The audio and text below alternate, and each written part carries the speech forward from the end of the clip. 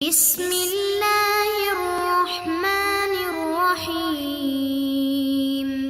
السلام علیکم ورحمۃ اللہ وبرکاتہ۔ امید ہے تمام سامعین ناظرین بخیر و عافیت ہوں گے۔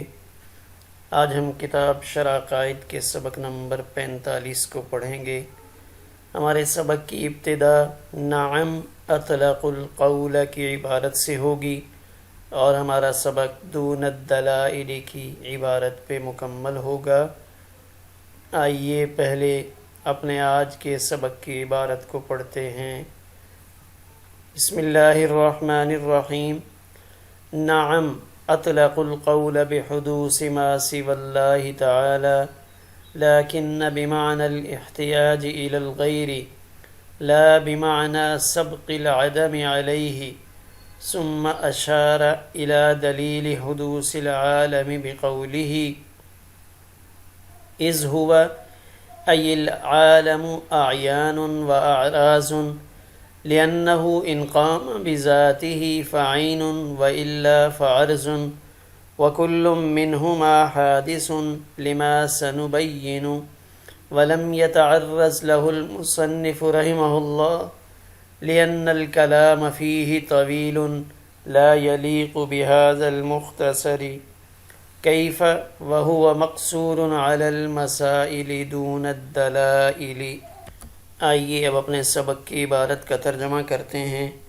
نعم اطلق القول، ہاں فلاسفہ نے ان چیزوں کے حادث ہونے کے قول کو مطلقاً ذکر کیا ہے جو اللہ کے علاوہ ہیں، لیکن بمعنی الاحتیاج الی الغیر، لیکن غیر کی طرف محتاج ہونے کے معنی میں، نہ کہ عدم کے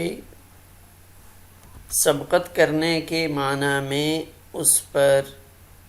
ثم اشار الی دلیل حدوث العالم، پھر اشارہ کیا عالم کے حادث ہونے کی دلیل کی طرف اپنے اس قول کے ساتھ، اس لیے کہ وہ یعنی عالم اعیان اور اعراض کا مجموعہ ہے۔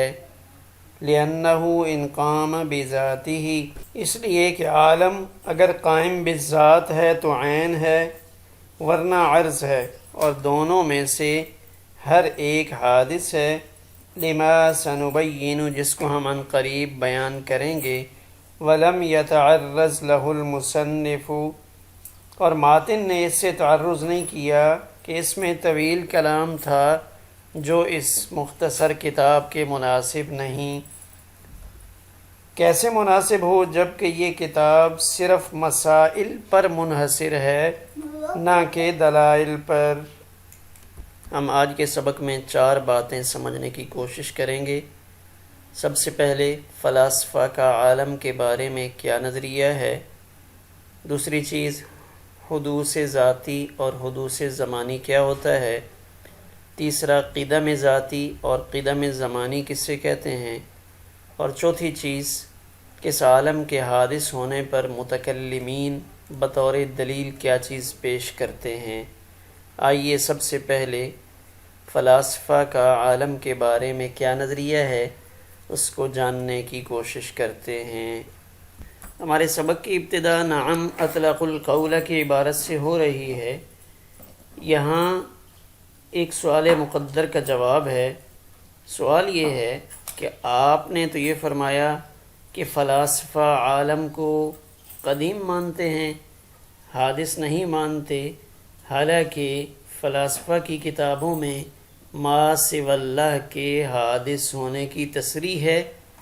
صراحتاً انہوں نے بیان کیا کہ ہم بھی عالم کو حادث مانتے ہیں، تو نعم اطلق القول سے ان کے حادث ہونے کا قول کہ وہ کس نظریے کے تحت یا کس رائے سے حادث مانتے ہیں، آیا ان کے حادث میں اور ہمارے حادث میں کوئی فرق ہے، تو اس کی وضاحت کر رہے ہیں۔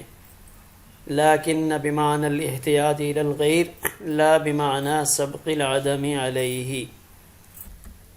اس کا جواب یہ ہے کہ فلاسفہ اگرچہ اللہ تعالیٰ کے ما سوا تمام چیزوں کو حادث مانتے ہیں، مگر وہ حادث کا مطلب دوسرا بیان کرتے ہیں جو متکلمین کے مطلب کے علاوہ ہے، اور جو عالم کے قدیم اور ازلی ہونے کے منافی نہیں ہے۔ جواب کی تفصیل میں جانے سے پہلے یہ ذہن میں رکھا جائے کہ عالم کے بارے میں دو نظریات ہیں، ایک فلاسفہ کا اور ایک متکلمین یعنی اہل سنت کا۔ اب ہمارا عقیدہ یعنی متکلمین کا عقیدہ یہ ہے کہ عالم اپنے تمام اجزاء کے ساتھ حادث اور فانی ہے، نہ کہ قدیم، یعنی ہم قدیم نہیں کہتے۔ جبکہ فلاسفہ آسمان کو اس کے ہیولہ یعنی مادہ، صورت جسمیہ اور عناصر اربع کو مع ان کے ہیولہ، مادہ اور صورت کے قدیم مانتے ہیں۔ جب ان پر گرفت کی گئی تو پھر انہوں نے اپنی بات کے اندر تھوڑی سی تبدیلی کی یا اپنی بات کو تاویل کے ساتھ پیش کیا۔ وہ کیا ہے کہ انہوں نے آگے قدیم کو دو حصوں میں تقسیم کر دیا اور حادث کو بھی دو حصوں میں تقسیم کر دیا۔ تو وہ کیا ہے اس کو ہم آگے جا کر دیکھتے ہیں کہ حدوث ذاتی اور حدوث زمانی کیا ہے، قدم ذاتی اور قدم زمانی کیا ہے۔ فلاسفہ نے حدوث کی دو قسمیں بیان کی، حدوث ذاتی اور حدوث زمانی۔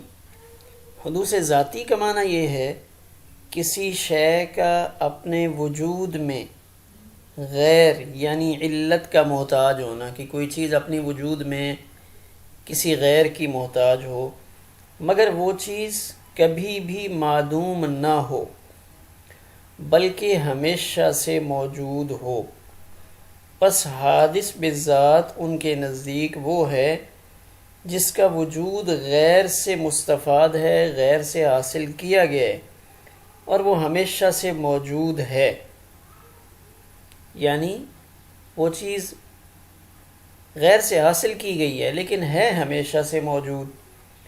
ان کے نزدیک وہ چیزیں مندرجہ ذیل ہیں، عقول عشرہ، نفوس فلکیہ، افلاک کا ہیولہ اور ان کی صور جسمیہ اور نوعیہ، اسی طرح عناصر اربع آگ، پانی، ہوا، مٹی، ان کا ہیولہ اور ان کی صور جسمیہ، ان سب کو وہ کہتے ہیں کہ یہ حادث ذاتی ہیں۔ حدوث زمانی اس کا معنی یہ کرتے ہیں کہ کسی چیز کے وجود سے پہلے عدم کا ہونا، یعنی اس پر ایک وقت ایسا گزرا ہو جس میں وہ چیز معدوم رہی ہو، یعنی وہ موجود نہیں تھی، بعد میں وجود میں آئی۔ متکلمین کے نزدیک اسی معنی کے اعتبار سے سارا عالم حادث ہے، یعنی ایک وقت تھا یہ عالم نہیں تھا، بعد میں اس کو وجود ملا۔ اور فلاسفہ اس معنی کے اعتبار سے پورے عالم کو حادث نہیں مانتے۔ اسی طرح فلاسفہ قدم کے اندر بھی دو قسموں کے قائل ہوئے کہ ایک قدم ذاتی ہے اور ایک قدم زمانی ہے۔ قدم ذاتی ان کے نزدیک یہ ہے کہ کسی چیز کا اپنے وجود میں دوسری چیز کا محتاج نہ ہونا۔ پس قدیم بالذات وہ ہوگا جس کا وجود ذاتی ہو، غیر سے حاصل شدہ نہ ہو، اور ایسی ذات صرف اللہ تعالیٰ کی ہے۔ قدم زمانی کا وہ کیا معنی کرتے ہیں؟ کسی چیز کے وجود سے پہلے عدم کا نہ ہونا، یعنی کوئی چیز ہے لیکن وہ ہمیشہ سے ہے، اس پر عدم کبھی بھی نہیں تھا۔ پس قدیم بالزمان وہ ہے جس کے وجود سے پہلے عدم نہ ہو، یعنی جو ہمیشہ سے موجود ہو۔ فلاسفہ کے نزدیک عقول عشرہ اور افلاک وغیرہ اسی معنی کے اعتبار سے قدیم ہیں۔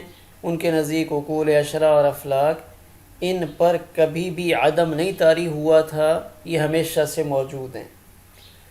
اور عالم کو جو وہ حادث کہتے ہیں تو اس سے حدوث ذاتی مراد لیتے ہیں۔ عالم کو فلاسفہ جو حادث کہتے ہیں تو اس سے وہ حدوث ذاتی مراد لیتے ہیں۔ حدوث ذاتی اور قدم زمانی میں کوئی منافات نہیں۔ حدوث ذاتی اور قدم زمانی میں کوئی منافات نہیں، پس ان کے نزدیک عالم حادث بالذات ہونے کے باوجود قدیم بالزمان ہے، جبکہ ہم لوگ اہل اسلام یعنی متکلمین جو عالم کو حادث کہتے ہیں تو اس سے حدوث زمانی مراد لیتے ہیں، اور حدوث زمانی اور قدم زمانی، حدوث زمانی اور قدم زمانی ان دونوں میں منافات پائی جاتی ہے، پس جو چیز حادث بالزمان ہوگی وہ قدیم نہیں ہو سکتی، جو چیز حادث بالزمان ہوگی وہ قدیم نہیں ہو سکتی۔ متکلمین حدوث عالم پر یہ دلیل پیش کرتے ہیں کہ عالم اعیان و اعراض کا مجموعہ ہے، یعنی دو چیزیں ہیں، اعیان اور اعراض۔ اعیان اور اعراض جب دونوں حادث ہیں، یعنی دلیل کے دونوں اجزاء جب حادث ہوئے تو پھر اس کا مجموعہ بھی حادث ہوگا، لہذا عالم حادث ہے۔ یہاں مصنف رحمہ اللہ نے یعنی ماتن نے پوری دلیل ذکر نہیں کی جو دو مقدموں سے مرکب ہے، بلکہ یہاں صرف ایک مقدمہ ذکر کیا ہے، دوسرا مقدمہ شارح نے ذکر کیا ہے۔ اس وجہ سے یہاں شارح کی عبارت کچھ اس طرح ہے: ثم اشار الی دلیل حدوث العالم، عالم کے حادث ہونے کی دلیل کی طرف اشارہ کیا۔ تو چونکہ یہاں ماتن نے دلیل کے دو مقدموں میں سے صرف پہلے مقدمے کو ذکر کیا ہے، اذ هو اعیان و اعراض، تو اس وجہ سے شارح نے اس کو دلیل کی طرف اشارہ کرنے سے تعبیر کیا۔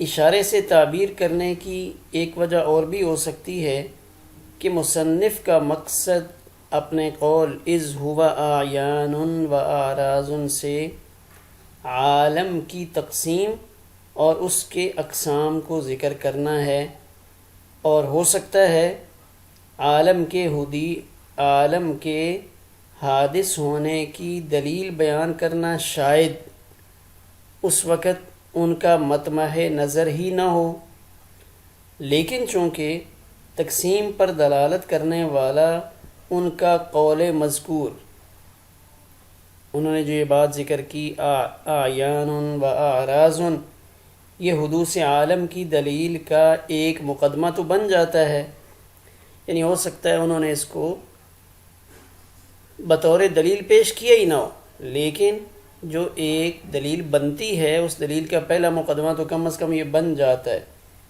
اس لیے اس قول کو دلیل کی طرف اشارہ قرار دیا ہو۔ اذ ہوا اعیان، اذ ہوا سے حدوث عالم کی دلیل کا صغرا یہ بیان کیا گیا، اذ ہوا اعیان و اعراض، لأنہ ان قام بذاتہ فعین و الا فعرض، یہ شارح کی طرف سے اس صغرا یعنی عالم کے اعیان و اعراض میں منحصر ہونے پر بطور دلیل پیش کیا گیا ہے۔ دلیل کا حاصل یہ ہے کہ عالم موجودات ممکنہ کا نام ہے، اور جو موجودات ممکنہ ہیں ان کی دو حالتیں ہی ہو سکتی ہیں، یا وہ قائم بالذات ہوں گی یا قائم بالغیر۔ اگر قائم بالذات ہوں تو انہیں عین کہتے ہیں، اگر قائم بالغیر لأنہ ان قام بذاتہ، یہ عبارت کیوں ذکر کی ہے؟ تو یہاں سے شارح نے صغرا یعنی عالم کے اعیان و اعراض میں منحصر ہونے کی دلیل کو بیان کیا ہے کہ عالم دو چیزوں میں منحصر ہے۔ دلیل کا حاصل یہ ہے کہ عالم موجودات ممکنہ کا نام ہے، یعنی ایسی چیزیں جن کا وجود میں آنا ممکن ہے ان کو عالم کہتے ہیں، اور جو موجودات ممکنہ ہیں ان کے دو حال ہوں گے، یا وہ قائم بالذات ہوں گی یا قائم بالغیر۔ تو جو قائم بالذات ہیں انہیں عین کہتے ہیں، اور جو قائم بالغیر ہیں انہیں عرض کہتے ہیں۔ تو معلوم ہوا کہ عالم اعیان اور اعراض میں منحصر ہے۔ وَكُلٌّ مِّنْهُمَا حَادِثٌ کی عبارت شارح کی طرف سے حدوث عالم کی دلیل کا کبرا ہے، یعنی صغرا تو ماتن نے پیش کیا تھا، اذ هو اعیان و اعراض، اور کبرا یہ شارح رحمہ اللہ نے پیش کیا، اور اس کبرا یعنی اعیان و اعراض دونوں کے حادث ہونے کی دلیل آگے شارح ذکر کرنے کا وعدہ کر رہے ہیں، لما سنبین، کہ ہم اس کے کہ یہ واقعی اعیان اور اعراض حادث ہیں، ان کی دلیل آگے عن قریب ہم ذکر کریں گے۔ ولم يتعرض له المصنف، تو لہو کی ضمیر کا مرجع حدوث ہے، یعنی مصنف نے اعیان و اعراض کے حدوث اور دلیل حدوث سے تعرض نہیں کیا، کیونکہ اس میں بہت لمبی چوڑی گفتگو ہے یا مباحث ہیں، لا یلیق بہذا المختصر، جو اس مختصر کتاب کے مناسب نہیں ہیں۔ کیوں؟ اس کی وجہ بھی بیان کی، کیف وہو مقصور علی المسائل دون الدلائل، وجہ یہ ہے کہ مصنف اپنی اس کتاب میں اعتقادی مسائل کو ہی صرف ذکر کرنا چاہتے ہیں، ان مسائل کے دلائل ان کو بیان نہیں کریں گے، یعنی ان میں صرف جو عقیدے ہیں ان کو بیان کیا جائے گا، ان عقائد کے زیادہ دلائل ان کے در پہ نہیں ہوئے، یہ وجہ بیان کی۔ عالم سے متعلق الگ نظریہ رکھنے والے فلاسفہ کون کون ہیں؟ نشر التوابع کے مطابق ارسطو یعنی ارسطہ تالیس، ابو نصر فارابی، ابو علی سینا، ان کا خیال ہے کہ افلاک کا مادہ، ان کی مقداریں اور شکلیں قدیم ہیں، صرف ان کی حرکات جزئیہ قدیم نہیں، عناصر کا مادہ اور ان کی صورت جسمیہ کی نوع اور صور نوعیہ کی جنس قدیم ہے۔ یعنی بعض محققین نے یہ تین نام بیان کیے، ارسطو، ابو نصر فارابی اور ابو علی سینا۔ بعض شرح یہ کہتے ہیں کہ افلاطون فلاسفہ میں ایک بڑا نام ہے، کہ افلاطون یہ کہتے ہیں کہ عالم حادث بالزمان ہے، جیسے اہل سنت کا عقیدہ، گویا کہ افلاطون کی رائے اہل سنت کے ساتھ ملتی جلتی ہے۔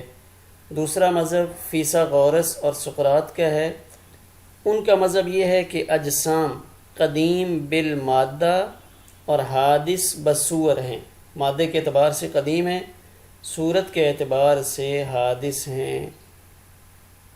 فلاسفہ میں سے دیموقراطیس، ان کی رائے یہ ہے کہ پہلے چھوٹے چھوٹے اجسام تھے جو تقسیم کو قبول نہیں کرتے تھے، وہ اجسام پہلے خلا میں متحرک تھے، پھر مرکب ہو گئے اور افلاک و عناصر بن گئے۔